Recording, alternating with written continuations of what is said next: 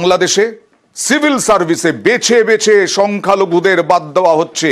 আগে যে গেজেট বেরিয়েছিল তাতে সংখ্যালঘুদের নাম রয়েছে, কিন্তু এখন নতুন করে আবার গেজেট প্রকাশ হলো, তাতে বাংলাদেশি সংখ্যালঘুদের নাম নেই। কেন নেই এই প্রশ্ন উঠছে।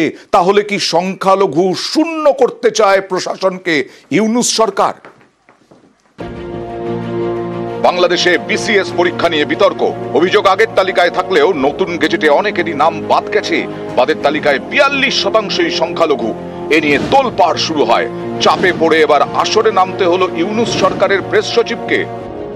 আপনি যদি সেবা নিশ্চিত করতে চান, অবশ্যই সব ব্যক্তিকে, যোগ্য ব্যক্তিকে যোগ্য জায়গায় দিতে হবে। সেক্টর থেকে অনভিজ্ঞ, অদক্ষ নীতি নির্ধারকের পরিবর্তে অভিজ্ঞ এবং দক্ষ নীতি নির্ধারকের সেবা নিশ্চিত করতে হবে, যেন তিনি আইন কানুন জানেন, তার সেক্টর সম্পর্কে জানেন।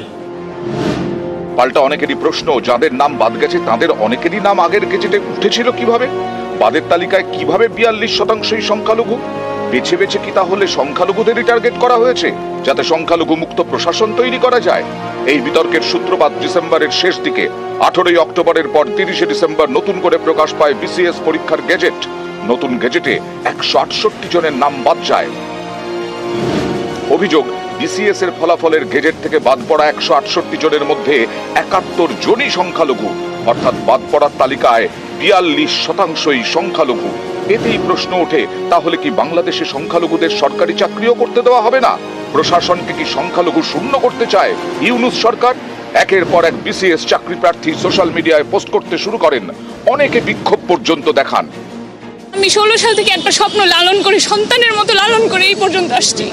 আমার এই বিসিএস এর জন্য আমার এত ত্যাগ, আমি এত কিছু পিছাইছি, এত কিছু ক্যান্সেল করছি, কিন্তু আজকে আমার এই কাঙ্ক্ষিত জবটা পেয়েও আমি জয়েন করতে পারতেছি না।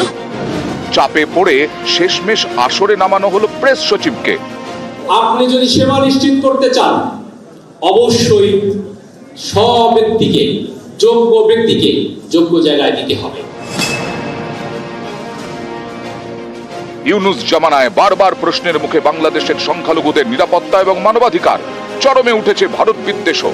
ওপার থেকে একের পর এক হাস্যকর সব হুমকি।